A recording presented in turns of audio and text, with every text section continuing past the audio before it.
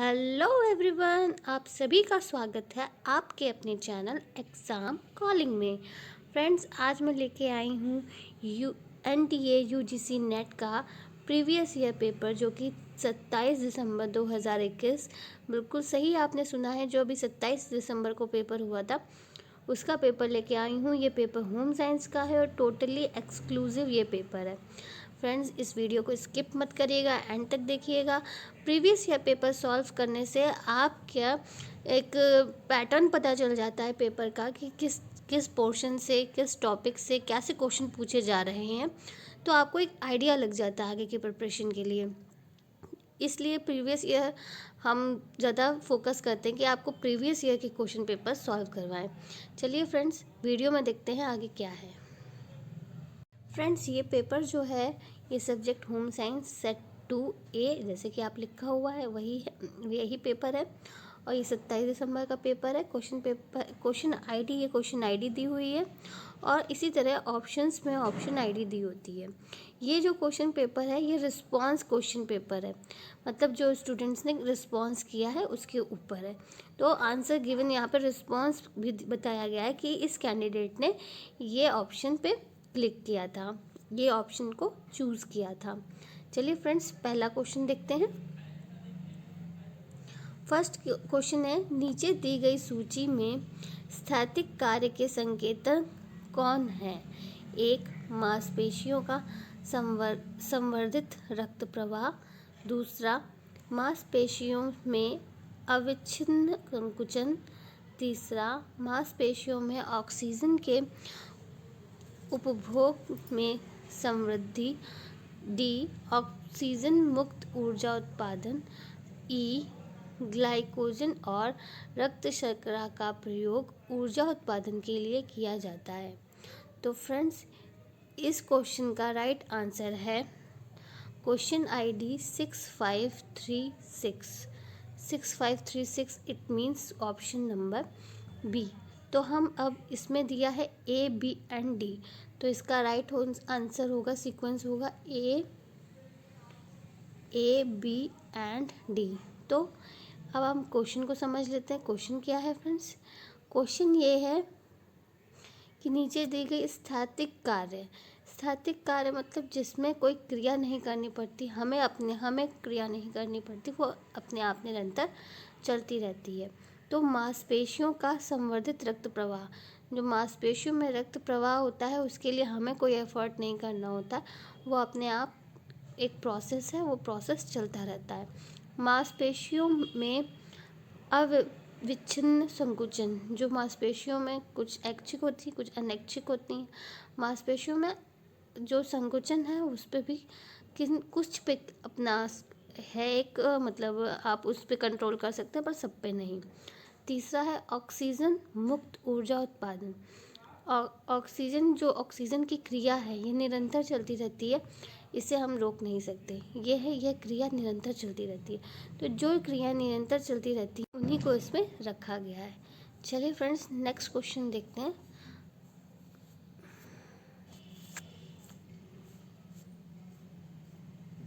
नीचे दो कथन दिए गए हैं, एक को अभिकथन ए और दूसरे को तर्क आर कहा गया है। अभिकथन ए, स्तनपान की अवधि में कैल्शियम की आवश्यकता गर्भावस्था की अवधि से अधिक होती है। तर्क, एस्ट्रोजन हार्मोन्स का उत्पादन न्यून होने के कारण स्तनपान कराने वाली महिला में स्तनपान की अवधि में अस्थि द्रव्यमान कम हो जाता है। तो फ्रेंड्स, ये जो क्वेश्चन था इसका राइट आंसर है ऑप्शन नंबर 6261। तो फ्रेंड्स, हम इसमें देखेंगे 6261 ये है, बोथ ए और आर दोनों सही हैं और आर ए की सही व्याख्या है।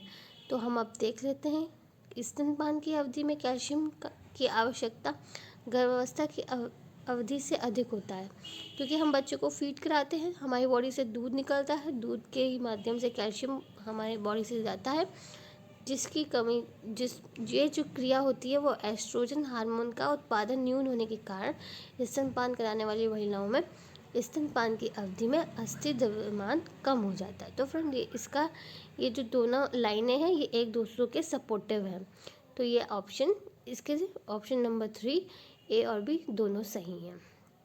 नेक्स्ट क्वेश्चन देखते हैं फ्रेंड्स। निम्नलिखित में से कौन सा ICDS के तहत प्रदान की जाने वाली सेवा का एक घटक नहीं है? फ्रेंड्स यहाँ नोट कीजिएगा, नहीं पूछा गया है।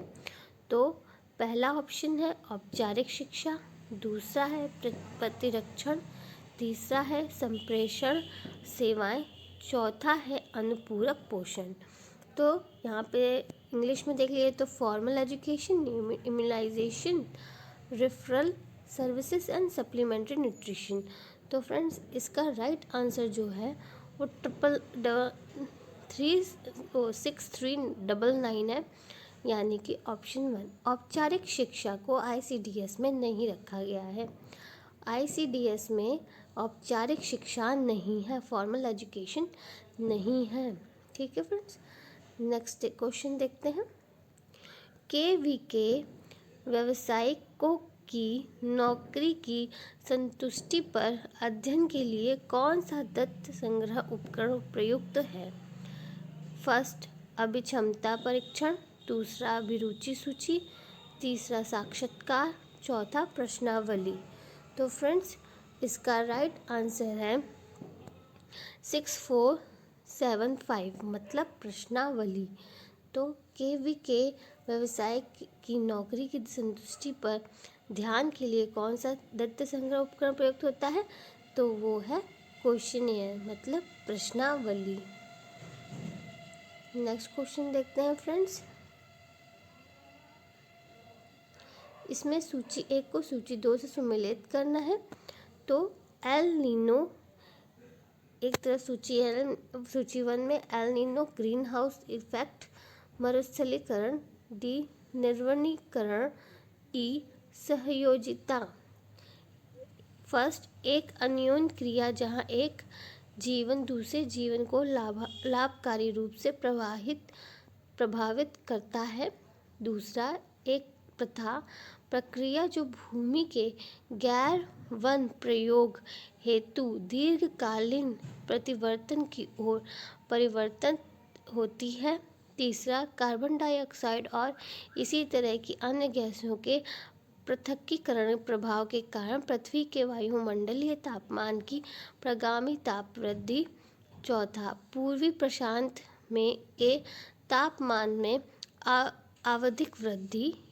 फिफ्थ कभी उर्वरक रही भूमि का निम्नकोटीकृत करना। तो फ्रेंड्स ये जो है ये इन्हीं का ही एक्सप्लेनेशन दिया हुआ है, यानी इन्हीं के ही अर्थ दिए हुए हैं, इन्हीं को ही एक्सप्लेन किया गया है। तो इसका राइट आंसर जो है पहले हम वो देख लेते हैं। तो इस फ्रेंड्स इसका राइट आंसर है 6548 मतलब कि ऑप्शन डी। तो अब हम इसको मिलान करते हैं। ए का मिलेगा 4 से, ए है 4 के साथ मतलब एल नीनो पूर्व प्रशांत के तापमान में आवर्धित वृद्धि है। फिर उसके बाद बी आएगा 3rd से, तो ग्रीन हाउस के इफेक्ट है, कार्बन डाइऑक्साइड और इसी प्रकार की अन्य गैसों की पृथक्करणीय प्रभाव के कारण पृथ्वी के वायुमंडलीय तापमान के प्रगामी ताप वृद्धि। सी का है 5th मतलब मरुस्थलीकरण, कभी उर्वरक रही भूमि का निम्नकोटीकृत करना। डी का है 4th निर्वनीकरण मतलब पूर्वी प्रशांत के तापमान में आवधिक वृद्धि। सहयोजिता का आंसर है एक अन्योन्य क्रिया जहाँ एक जीवन दूसरे जीव को लाभकारी रूप से प्रभावित करता है। आगे के क्वेश्चंस को देखते हैं फ्रेंड्स। तो नेक्स्ट क्वेश्चन है थर्स्टन इक्वल अपीयरिंग इंटरवल अभिवृत्ति मापने के निर्माण के अनुक्रमिक चरण हैं। ए वस्तुओं का संग्रह और संपादन, बी मापनी और क्यों मानों की गणना, सी वस्तुओं को अंतिम रूप देना, डी विभिन्न सातत्य पर वस्तु छटाई, ई प्रशासन। तो फ्रेंड्स इस क्वेश्चन का आंसर है क्वेश्चन ID 86 मतलब 6486 ADBC ADBC वस्तुओं का संग्रह एवं संपादन। दूसरा है विभिन्न सातत्य पर वस्तु छटाई। तीसरा है बी मापनिक और क्यू मानों की गणना।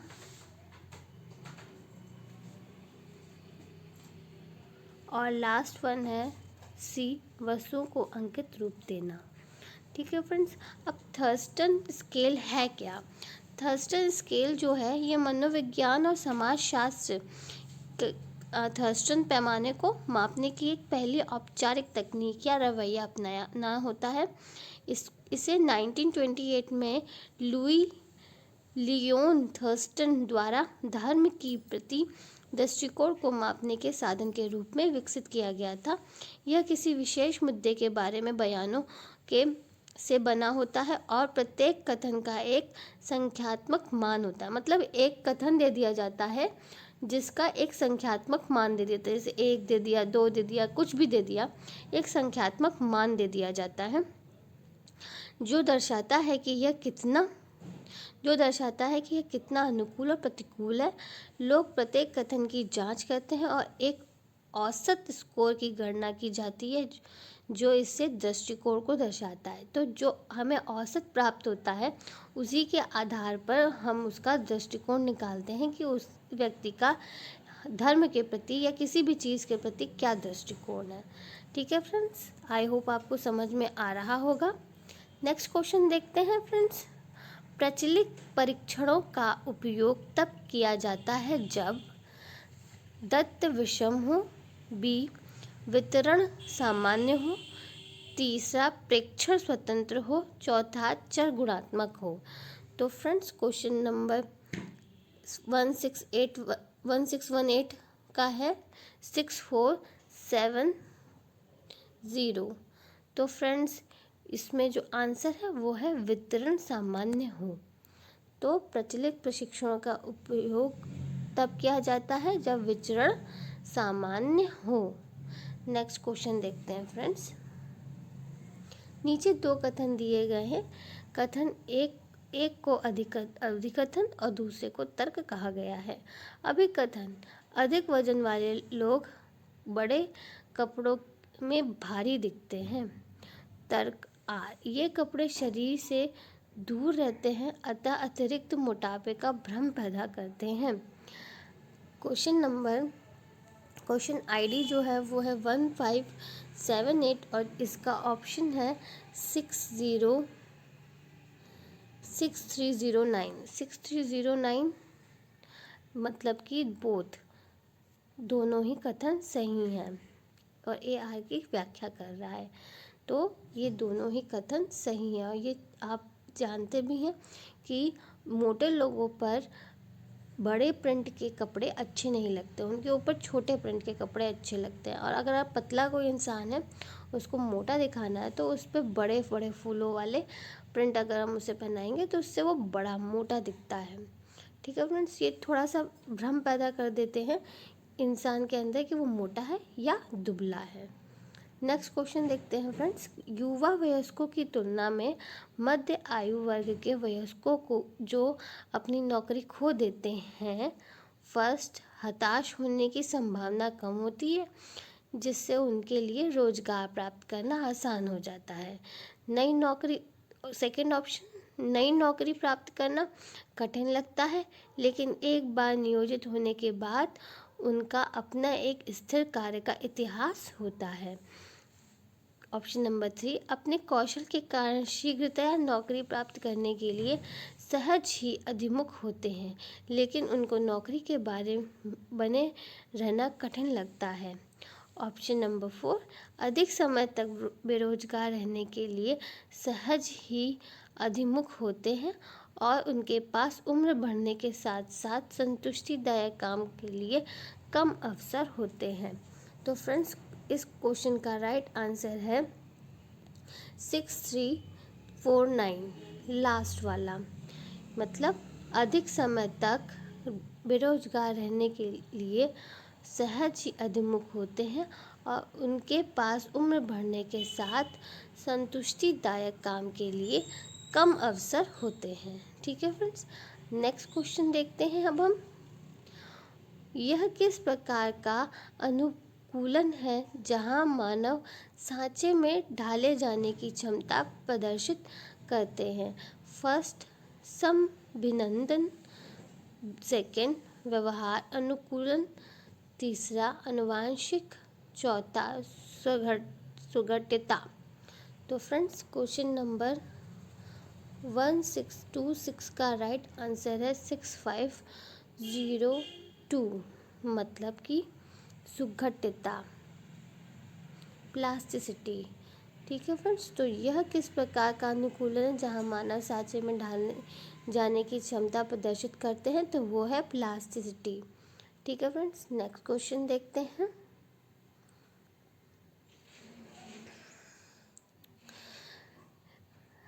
सूची 1 को सूची 2 से मिलान कीजिए। सूची 1 और सूची 2 में क्रमशः जन्म के पूर्व विकास का विवरण है और उनका अंकितक होता है। तो पहले सूची 1 देख लेते हैं। जन्म के पूर्व विकास का विवरण और अंकितक। यहाँ पे मतलब एक तरफ इन्होंने डेफिनेशंस दे रखी हैं और दूसरी तरफ उनके एक टॉपिक दे रखे हैं। टॉपिक के ऊपर में इधर समझा दिया गया, अर्थ बता दिया गया, ऐसे समझ लीजिए आप। ठीक है, तो इसमें जो है फर्स्ट है, यह चरण 8 सप्ताह से जन्म तक रहता है और इसमें प्रमुख अंगों का विभेदीकरण सम्मिलित है। बी, विशेष निषेचन के बाद 2 से 8 सप्ताह तक जब प्रमुख अंग और बुनियादी शरीर की रचना विकसित होने लगते हैं। तीसरा, पहला और सबसे छोटा चरण जहां युग्मज गर्भधारण के बाद पहले 2 हफ्तों की अवधि में जटिल रूप में विभाजित और विकसित होना प्रारंभ करता है। इधर अंकितक है भ्रूणीय, सेकंड जननिक, तीसरा डिम्बीय। तो फ्रेंड्स, इसका राइट आंसर है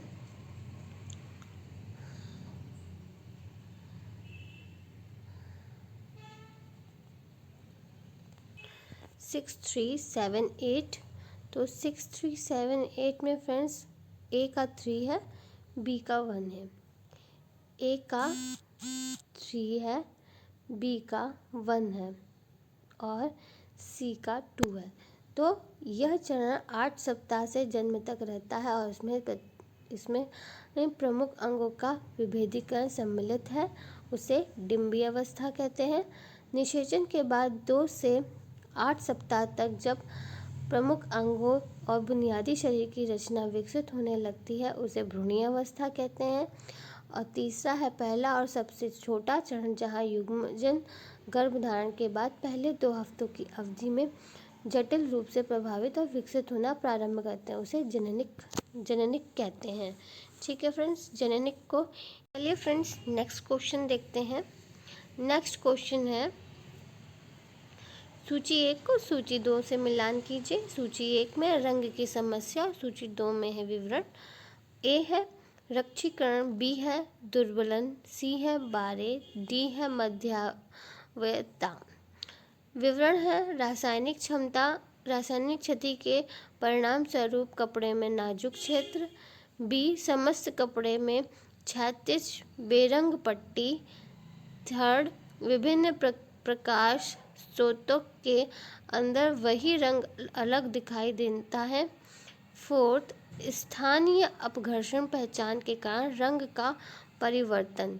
फिफ्थ, कपड़े के एक टुकड़े के भीतर अनपेक्षित रंग भिन्नता। तो फ्रेंड्स, इसका राइट आंसर है 6317। इट मीन्स ए का 4, बी का 1, सी का 3 और डी का 2। तो हम इसको लगा लेते हैं। ए का 4, ए का 4, बी का 1, सी का 3 एंड डी का 2। मतलब रुक्षीकरण जो है वो है स्थानीय अपघर्षण पहचान के कारण रंग का परिवर्तन। दुर्बलन जो है वो रासायनिक क्षति के परिणाम स्वरूप कपड़े में नाजुक क्षेत्र। ये तो बहुत सिंपल है फ्रेंड्स, इसके द्वारा आप आंसर को पता लगा सकते हैं। आप जैसे देख सकते हैं कि बी का आंसर 1 है, और अगर किसी भी ऑप्शन में इसमें भी दिया हुआ बी का आंसर 1 है। फिर नेक्स्ट देखते हैं 12, सी जो है सी का आंसर 3 है। विभिन्न प्रकाश स्रोतों के अंदर वही रंग अलग दिखाई देता है। और मध्यावतरण का है 2, समस्त कपड़े में क्षैतिज बेरंग पट्टी। ठीक है फ्रेंड्स, तो आप थोड़ा सा अंदाज़ा लगा लेंगे अगर, तो भी आंसर निकाल सकते हैं। जैसे कि आपको एक भी इसमें से पता है तो थोड़ा सा दिमाग लगाएंगे, थोड़ा सा एफर्ट लगाएंगे, थोड़ा सा अगर कहीं आपने पढ़ा होगा तो आपके दिमाग में तुरंत स्ट्राइक करेगा कि नहीं, इसके साथ ये वाला सही बैठता है। तो आप एक तुक्का लगाएंगे तो भी ऐसा लगाइए जो मतलब बनता हो। तुक्का ऐसे ही नहीं कि बस ऐसे ही कुछ भी एक सर्कल रंगना है, हम कोई भी सर्कल रंगा है, ऐसे नहीं करना होता है। तुक्का भी लगाना है तो आपको पता होना चाहिए कि आपका तुक्का सही लगे। उसके लिए आपने पढ़ा होगा तो आपका दिमाग खुद ही स्ट्राइक कर जाएगा कि नहीं, मैंने ऐसा कुछ पढ़ा है। जैसे कि 12 जो है, 12 बहुत ही ईजी है। 12 के बारे में आपने शायद पढ़ा भी होगा, और बहुत जगह इसके बारे में दिया भी गया है कि विभिन्न प्रकाश स्रोतों के अंदर वही रंग अलग अलग दिखाई देते हैं। मतलब कि एक ही कलर होता है कपड़े पर जब वो धूप पड़ती है तो वो महरून दिखाई देने लग जाएगा, और जब छाँव पड़ेगी तो वो पर्पल या ब्लैक कलर का दिखाई देने लगेगा। तो ये जो प्रक्रिया होती है, ये जो कपड़े की क्वालिटी होती है, इसे 12 कहते हैं। ठीक है फ्रेंड्स, इसी तरह से आप कुछ और टॉपिक्स याद रखेंगे तो आपको सुमेलित करने में दिक्कत नहीं हो। सुमेलित करने का यही एक अच्छा तरीका होता है कि आप तुक्का भी लगाएं तो थोड़ा सोच समझ के लगाएं। नेक्स्ट क्वेश्चन देखते हैं फ्रेंड्स। सूची 1 को सूची 2 से सम्मिलित कीजिए। परियोजना, मूल निरूपण, आयाम, गतिविधियाँ।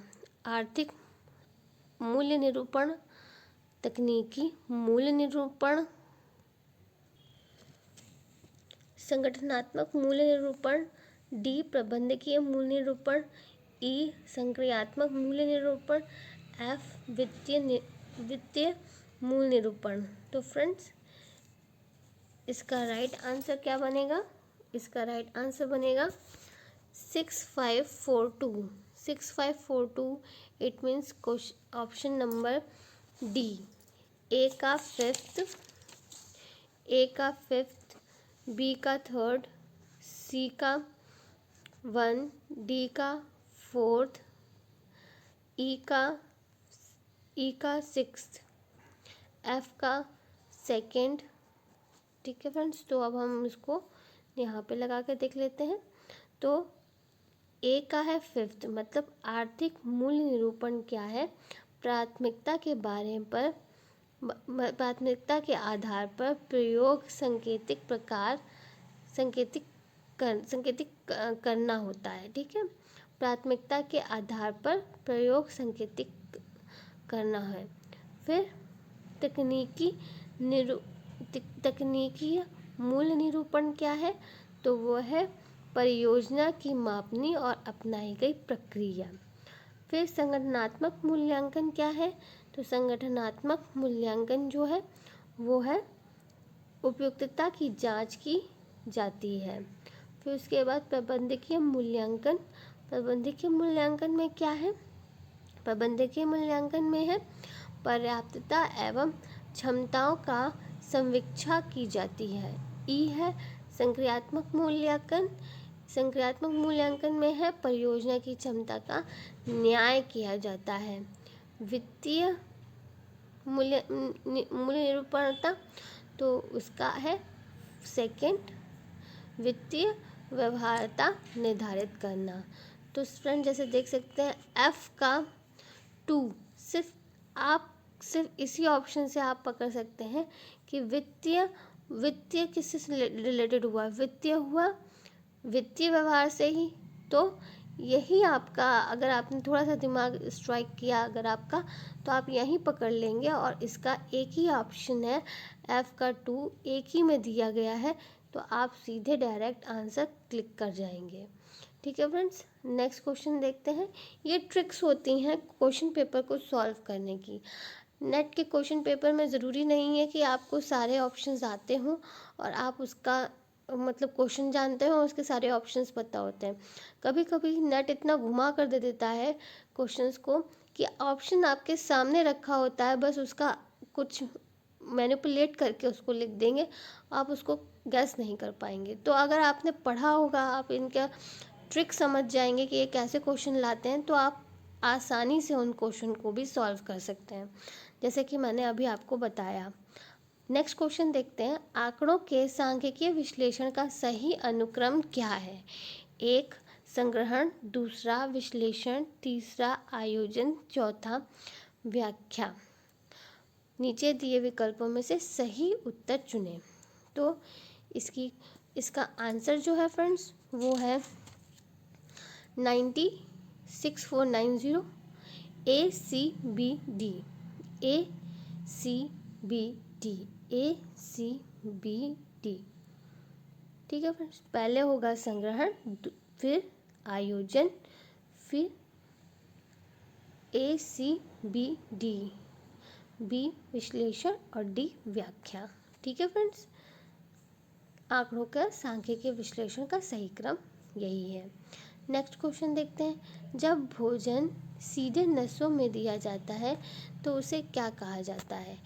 A प्रवेशक पोषण, दूसरा नासा जठर पोषण, तीसरा माता पिता संबंधित पोषण, चौथा खारा पोषण। अब फ्रेंड्स, ये जो एक क्वेश्चन इन्होंने दिया है वो बहुत घुमा के दिया है। अभी मैंने आपसे थोड़ी देर पहले इस बारे में जिक्र भी किया था। कभी भी हमेशा याद रखिएगा, कभी भी यूजीसी नेट का कोई भी एग्ज़ाम हो, उसमें आपको इंग्लिश पोर्शन जो है उसको ज़्यादा ध्यान देना है, क्योंकि जब आप आपत्ति भी करते हैं तो वो इंग्लिश के ही जो होते हैं ऑप्शन, उन पे ही कर सकते हैं, उन्हीं के आधार पर उसे सही माना जाता है। तो क्योंकि ट्रांसलेशन में शब्दों के अर्थ, मीनिंग कुछ चेंज हो जाते हैं कभी कभी, जिस वजह से दिक्कत आ जाती है।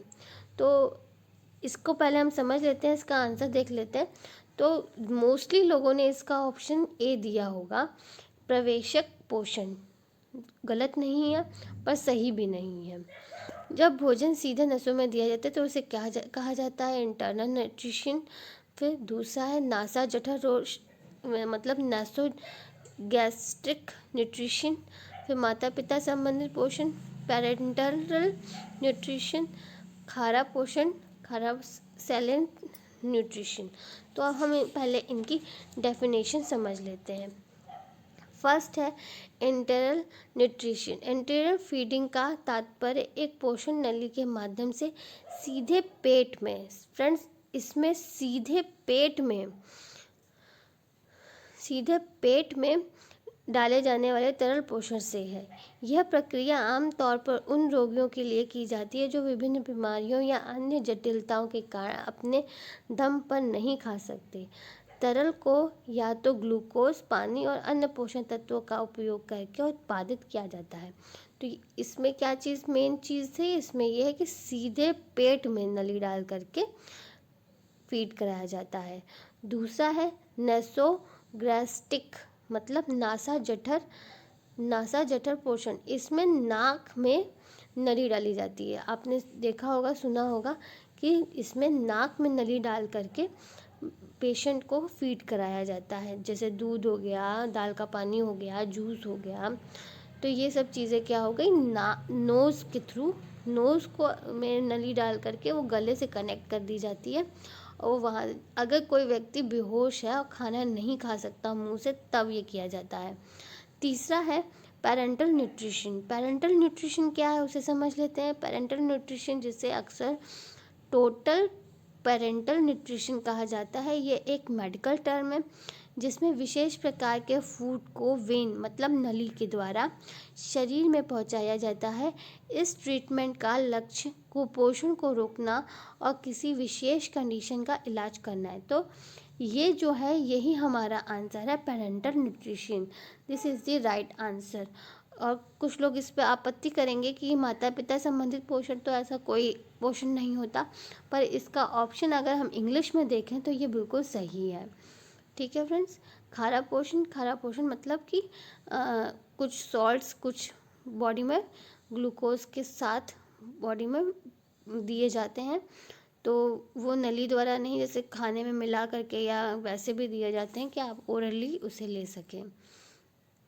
नेक्स्ट क्वेश्चन है, यहाँ पे कुछ विटामिन सूची 1 और सूची 2 को मिलान कीजिए। यहाँ पे विटामिन दिए हुए हैं और दूसरी तरफ कार्य दिए हुए हैं।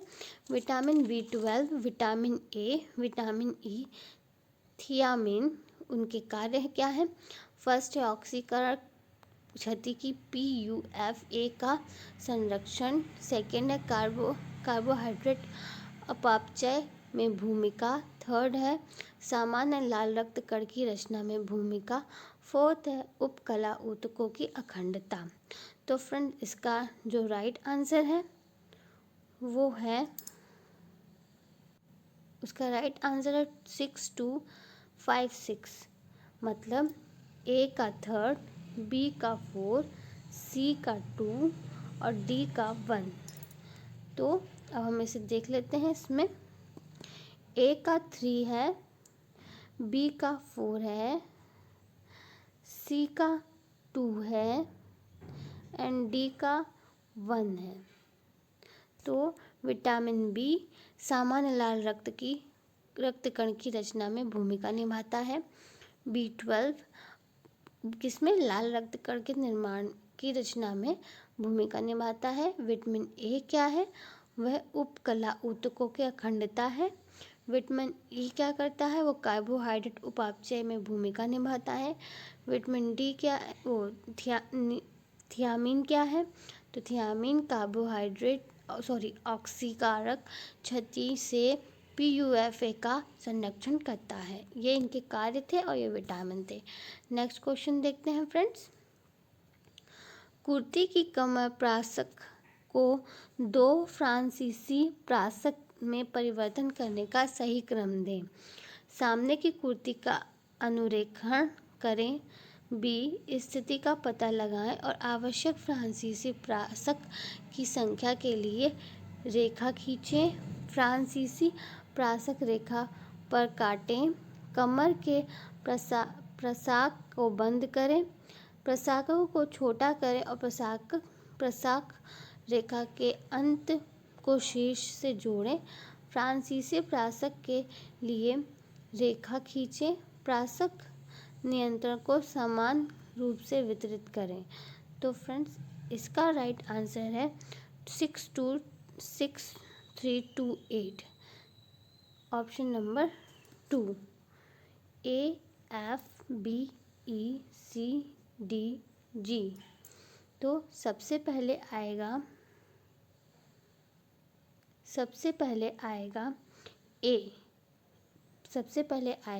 ए, मतलब सामने की कुर्ती का अनुरेखण करें। फिर आएगा एफ, फ्रांसीसी प्रासक के लिए रेखा खींचें। फिर आएगा बी, स्थिति का पता लगाएं और आवश्यक फ्रांसीसी प्रासक की संख्या के लिए रेखा खींचें।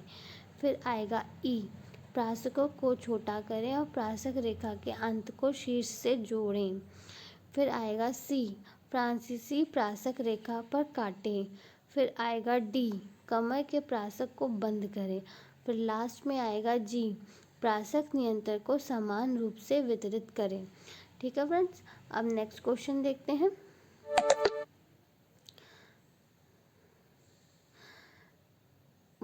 व्हाट आर सीक्वेंस्टेंट, मतलब स्वविनियोजक क्या है? इन्हें रंग के लिए जोड़ा जाता है। दूसरा, ये तांबा लोहा आदि धातु के साथ एक जटिल आयन का निर्माण करते हैं। थर्ड, इन्हें भोजन की स्थिर रखने के लिए जोड़ा जाता है। फोर्थ, ये भोजन को ऑक्सीकृत करते हैं। फ्रेंड्स, इसका राइट आंसर है 6206, मतलब ये तांबा, लोहा आदि धातुओं के साथ एक जटिल आयन का निर्माण करते हैं। उसे क्या कहते हैं? उसे कहते हैं स्व-वित्तनियोजक कारक। ठीक है, स्व-वित्तनियोजक। नेक्स्ट क्वेश्चन देखते हैं फ्रेंड्स। निम्नलिखित में कौन सा संघनन बहुलक के उदाहरण है? ए एक्रिलिक, बी मोनोक्रिलिक, सी पॉलिएस्टर, डी नायलॉन। फ्रेंड्स, इसका राइट आंसर है 6307 मतलब सी डी, मतलब केवल सी और डी। तो सी है हमारा पॉलिएस्टर और डी है हमारा नायलॉन, जो कि बहुलक, संघनन बहुलक के उदाहरण हैं। ठीक है फ्रेंड्स, नेक्स्ट क्वेश्चन देखते हैं। क्रम की प्रक्रिया के चरणों को अनुक्रम में व्यवस्थित करें। ए उत्पादन का मूल्यांकन करें, बी धन के साथ उत्पादन का विनिमय करें, सी उत्पादन का पता लगाएं, डी जरूरत को पहचानें, ई उत्पादन की रुचि विकसित करें। ठीक है फ्रेंड्स, तो इसका राइट आंसर है 6554। 6554, it means option number C, D C E A B. D C E A B. तो फ्रेंड्स, पहले आएगा ज़रूरत को पहचानना, फिर आएगा उत्पादन का पता लगाना, फिर आएगा ई उत्पादन में रुचि विकसित करें, फिर आएगा ए उत्पादन का मूल्यांकन करें, एंड लास्ट में आएगा धन के साथ उत्पादन का विनिमय करें। ये बिल्कुल सही सीक्वेंस है। ठीक है फ्रेंड्स, तो इसका ऑप्शन सी हो गया। नेक्स्ट क्वेश्चन देखते हैं दोस्तों। नेक्स्ट क्वेश्चन है आत्मविलोम वर्णक्रम विकार ASD से ग्रस्त 5वीं कक्षा का विद्यार्थी एक विशेष शिक्षक की सहायता से एक पूर्वकालिक सामान्य शिक्षा कक्षा में विद्यमान रहता है। वैयक्तिक शिक्षा कार्यक्रम IEP दल हेतु सामाजिक कौशल प्रशिक्षण को सामान्य शैक्षणिक पाठ्यक्रम में एकीकृत करने के लिए निम्नलिखित में से सबसे प्रभावी तरीका इस छात्र के लिए कौन सा है? ऑप्शन देख लेते हैं। ऑप्शन 1 है उपयुक्त व्यवहार को प्रतिरूपित करने के लिए विद्यार्थी को एक सहयोगी नियुक्त करें। उचित कक्षा व्यवहार के लिए स्पष्ट अपेक्षाएं स्थापित करें। विद्यार्थी के IEP के भाग के रूप में सामान्य शिक्षा वर्ग में एक सहकर्मी के रूप में सहकर्मी की सहायता को सम्मिलित करें। ऑप्शन डी है विद्यार्थी की IEP में व्यक्तिगत परामर्श सेवाएं सम्मिलित करें। तो फ्रेंड्स, इसका ऑप्शन है, ऑप्शन नंबर राइट आंसर जो है वो है 6336, इट मीन्स ऑप्शन नंबर 3। विद्यार्थी के IEP के भाग के रूप में सामान्य शिक्षा वर्ग में एक सहकर्मी से दूसरे सहकर्मी की सहायता को सम्मिलित करें। ठीक है friends, this is the right answer. Next question देखते हैं फ्रेंड्स। इसमें सूची 1 को सूची 2 से मिलाना है। फर्स्ट है प्रायोगिक, दूसरा है जैविक, तीसरा है अभ्यापृत, तीसरा है आश्रित, चौथा है आश्रित। विशेषताएं हैं इनकी, शोधकर्ता द्वारा नहीं बदला जा सकता है। सेकंड, अनियंत्रित के लेकिन आश्रित चर पर महत्वपूर्ण प्रभाव पड़ता है। तीसरा, छल योजित है। चौथा, परिमेय परिचालित नहीं किया जा सकता। पांचवा है आश्रित चर का अनुमानित कारण है। तो फ्रेंड्स, इसका ऑप्शन जो होगा वो होगा 6484, मतलब ऑप्शन नंबर 2, ए का 3rd, बी का 1, सी का 4th और डी का 5th। ठीक है फ्रेंड्स, अब इसको एक बार मिलान करके देख लेते हैं। ए का मतलब प्रायोगिक का है आंसर 3, छलयोजित। ठीक है। जैविक का है 1, शोधकर्ता द्वारा नहीं बदला जा सकता है। जैविक नियम है उन्हें शोधकर्ता द्वारा नहीं बदला जा सकता है। जो नियम है वही नियम रहेगा, सूरज पूरब से उगता है तो पूरब से ही उगेगा। ठीक है, जो हमारे अंदर डीएनए आरएनए हैं वो वैसे के वैसे ही रहेंगे जो हैं, उनको चेंज नहीं किया जा सकता, मॉडिफाई किया जा सकता है पर चेंज नहीं किया जा सकता। सी है अभ्यर्पित, अभ्यर्पित का आंसर है 4, परिमेय परिचालित नहीं किया जा सकता। डी है आश्रित, आश्रित का है 5th, आश्रित का है 5th मतलब आश्रित चर का अनुमानित कारण है। तो आप इसमें इसी से अंदाज़ा लगा सकते हैं कि डी का 5th तो हमें साफ साफ पता चल रहा है। और अगर आपको जैविक शोध का पता लग जाए, शोधकर्ता द्वारा नहीं बदला जा सकता है जैविक, तो आप बहुत ही आसानी से आंसर कर सकते हैं। देखिए 1 और 5th बहुत ही इजीली आप इसका आंसर लगा सकते हैं। अगर आप तुक्का भी, मैं कहती हूँ ना, तुक्का भी लगाएं तो थोड़ा ध्यान से लगाएं, देख के लगाएं। ठीक है, नेक्स्ट क्वेश्चन देखते हैं फ्रेंड्स। उपभोक्ता शिक्षा सामग्री के अपेक्षित मानक हैं। सटीकता, बी पूर्णता, सी वाणिज्यिक, डी वस्तुनिष्ठता, ई पक्षितपूर्ण। फ्रेंड्स, इसका ऑप्शन नंबर राइट है 6530, मतलब ए बी डी ओनली। तो इसका राइट आंसर है ए बी डी। ठीक है, मतलब सटीकता, पूर्णता और वस्तुनिष्ठता उपभोक्ता शिक्षा सामग्री के सापेक्षिक मानक हैं। ठीक है फ्रेंड्स, आगे बढ़ते हैं। निम्नलिखित पदों को उद्देश्यों के ब्लूम वर्गीकरण विज्ञान के अनुसार जटिलता के बढ़ते क्रम में व्यवस्थित करें। ए रचना करना, बी लागू करना, सी समझना, डी मूल्यांकन करना, ई विश्लेषण करना। फ्रेंड्स, इसका ऑप्शन जो है वो राइट ऑप्शन है 6447, it means option number C, B E D A. तो चलिए देख लेते हैं। पहले आएगा सी समझना, फिर आएगा बी लागू करना, फिर आएगा ई विश्लेषण करना, इसके बाद डी मूल्यांकन करना और अंतिम है रचना करना। तो फ्रेंड्स, ब्लूम वर्गीकरण विज्ञान के अनुसार जटिलता के बढ़ते क्रम को इस प्रकार आपने देख लिया।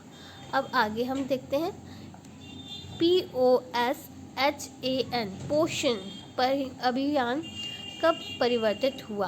तो फ्रेंड्स, पोषण अभियान जो है वो हुआ है, ऑप्शन इसका राइट आंसर है 6201, मार्च 8 2018, मतलब 8 मार्च 2018, मतलब वुमेंस डे वाले दिन ये हुआ।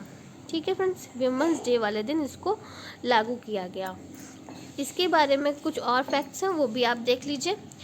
वो है 8 मार्च 2018 को पोषण अभियान की शुरुआत माननीय प्रधानमंत्री नरेंद्र मोदी ने की। तो इसकी शुरुआत किसने की? नरेंद्र मोदी जी ने की। इस लड़ाई में को आगे बढ़ाते हुए कुपोषण को निपटने के लिए 8 मार्च 2018 को राजस्थान में पोषण अभियान की शुरुआत की गई। कहाँ शुरुआत की गई? तो राजस्थान में शुरुआत की गई। फिर उसके बाद आता है कि पोषण अभियान सरकार का मल्टी मिनिस्ट्रियल कन्वेंशन मिशन है।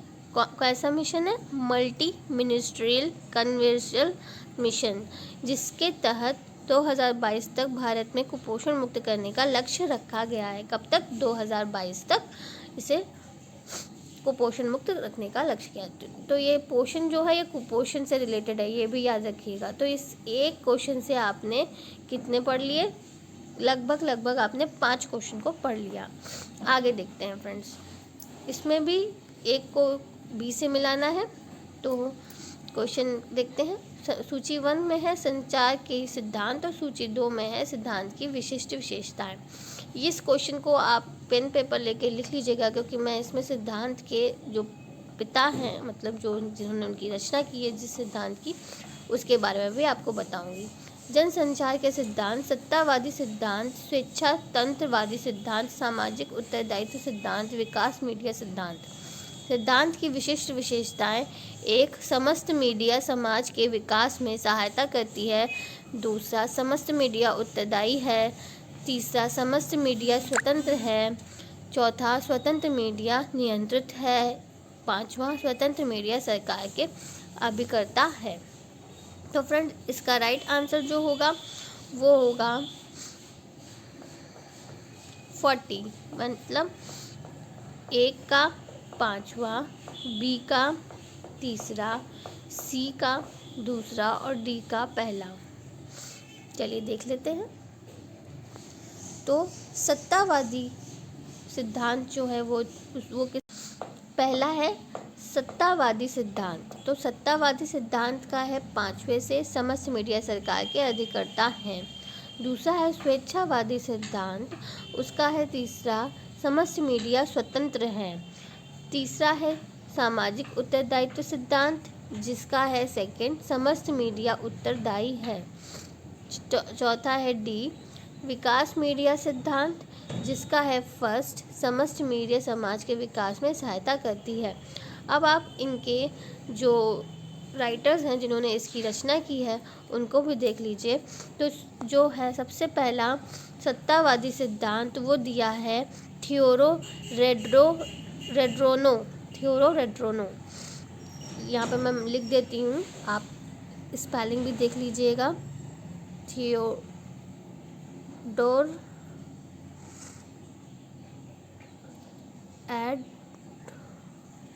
एड्रोनो। ठीक है फ्रेंड्स। नेक्स्ट है स्वेच्छावादी सिद्धांत। स्वेच्छावादी सिद्धांत दिया है JOHN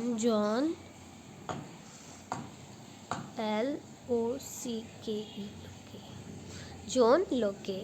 ठीक है फ्रेंड्स। फिर सामाजिक उत्तरदायित्व सिद्धांत दिया है सिबर्ट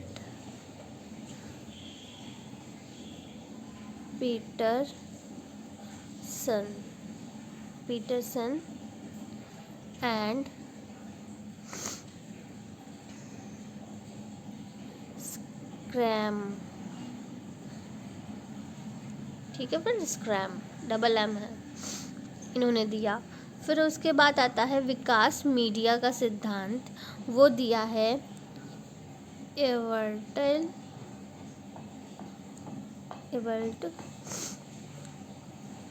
रोजर्स। ठीक है फ्रेंड्स। तो आपको इन चारों के जो संस्थापक हैं उनके नाम भी मैंने अभी आपको बता दिए। नेक्स्ट क्वेश्चन देखते हैं दोस्तों। नेक्स्ट क्वेश्चन है संभावना प्रतिदर्श को प्रयोग करने का एक लाभ है वह चरों पर सटीक नियंत्रण। बी, सुविधाजनक जब प्रतिदर्शन बहुत छोटा है। सी, प्रतिदर्शन पूर्वाग्रह की अनुपस्थिति। डी, निर्णय की न्यून श्रेणी। ई, तीव्रवत और परिव्यय प्रभावी। तो फ्रेंड्स, इसका आंसर है 7 it means option number A, C and D. तो इसका राइट आंसर है ए, सी एंड डी। वह चरों पर सटीक नियंत्रण, प्रतिदर्शन पूर्वाग्रह की अनुपस्थिति और निर्णय की न्यून श्रेणी। ठीक है फ्रेंड्स। नेक्स्ट क्वेश्चन देखते हैं। नेक्स्ट क्वेश्चन है उदाहरण में किस प्रकार की भाषा का प्रयोग किया जाता है। अन्य 2 वर्ष के बच्चों की तरह अर्जुन कह सकते हैं माँ बाय और गेंद टूटी हुई है। उदाहरण में किस प्रकार की भाषा का प्रयोग किया जाता है।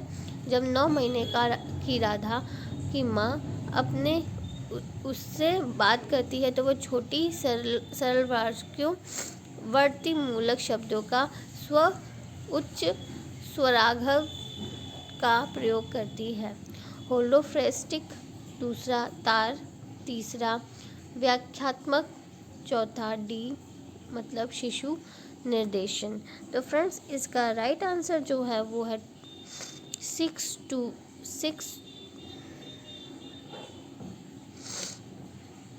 इसका राइट आंसर है 6371, मतलब B, C. B and C is the right answer, B and C the right answer, मतलब तार और व्याख्यात्मक इसका सही आंसर है। नेक्स्ट क्वेश्चन देखते हैं दोस्तों।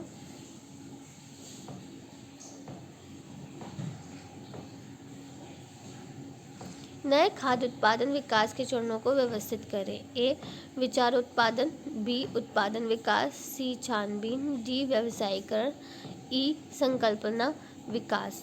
तो दोस्तों इसका राइट आंसर है ऑप्शन नंबर डी 6259 और आंसर है ACEBD। चलिए ऑप्शंस को देख लेते हैं एक बार। ए, सबसे पहले ए आएगा विचारोत्पादन, फिर आएगा सी छानबीन, फिर उसके बाद आएगा ई संकल्पना विकास करना, फिर आएगा बी उत्पादन विकास करना, लास्ट में आएगा व्यवसायीकरण। नेक्स्ट क्वेश्चन देखते हैं दोस्तों।